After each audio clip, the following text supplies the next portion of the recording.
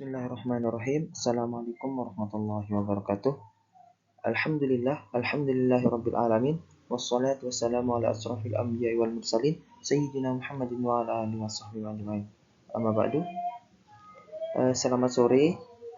Semoga kita semua dalam keadaan sehat walafiat. Sebelumnya, perkenalkan, saya dari mahasiswa Universitas Islam Negeri Mataram atas nama Muhammad Najamuddin dengan NIM 230105101 jurusan IPS kelas 4D. Di sini saya akan menjelaskan mengenai tentang pasar. Pertama itu, pasar merupakan tempat bertemunya penjual dan pembeli untuk melakukan transaksi jual beli barang atau jasa. Transaksi ini dilakukan secara langsung atau tatap muka, maupun secara tidak langsung atau digital maupun online. Sedangkan pengertian pasar secara ekonomi yaitu pasar bukan hanya berarti tempat fisik, tetapi lebih kepada mekanisme interaksi antara permintaan dan penawaran terhadap suatu barang dan jasa.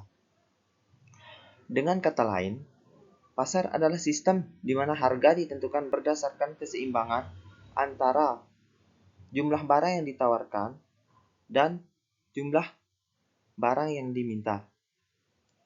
Selanjutnya, kita masuk ke ciri-ciri pasar, di mana ciri-ciri pasar itu meliputi beberapa hal, yang mana yang pertama itu adalah adanya penjual dan pembeli, di mana ciri-ciri pasar pertama itu harus ada penjual dan pembeli.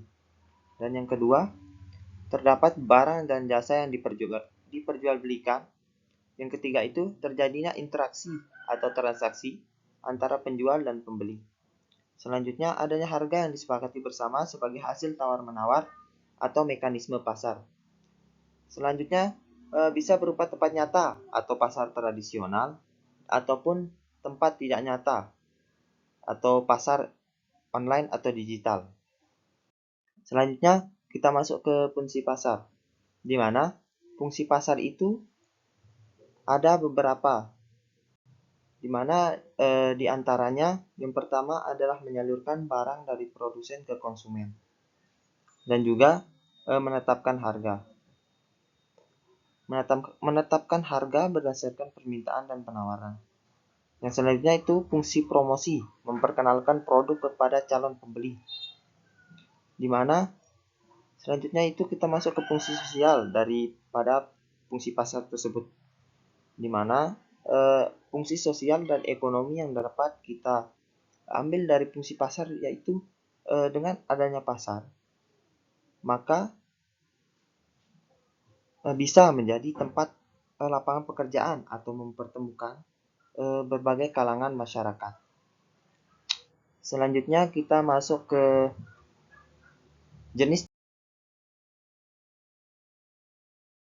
pasar. Jenis-jenis pasar itu ada beberapa, di antaranya yang pertama berdasarkan bentuk fisik atau pasar tradisional atau pasar rakyat. Yang kedua yaitu pasar modern, yang dimana pasar modern ini ada supermarket, mall. Yang ketiga itu pasar digital, dimana atau e-commerce seperti Tokopedia, Shopee, dan lain-lain. Berdasarkan barang yang diperjualbelikan ada beberapa, yang dimana yang pertama itu barang konsumsi. Pasar itu menjual barang konsumsi yang berupa makanan, pakaian, dan lain sebagainya. Yang kedua itu pasar barang produksi, di mana pasar barang produksi ini memproduksi mesin dan bahan baku. Yang ketiga, pasar jasa. Pasar jasa ini meliputi di mana transportasi, pendidikan, dan lain sebagainya. Yang selanjutnya kita masuk ke berdasarkan struktur pasar, di mana pasar berdasarkan struktur pasar ini dibagi menjadi 3, yang dimana pertama itu pasar persaingan sempurna atau pasar monopoli. Yang kedua itu pasar oligopoli. Yang ketiga pasar monopolistik. Mungkin hanya ini yang bisa saya sampaikan. Bila ada kesalahan dan kekurangan, mohon dimaafkan. Dan Tak lupa pula saya ucapkan minal aidin wal faizin. Mohon maaf lahir dan batin. Sekian. Assalamualaikum warahmatullahi wabarakatuh.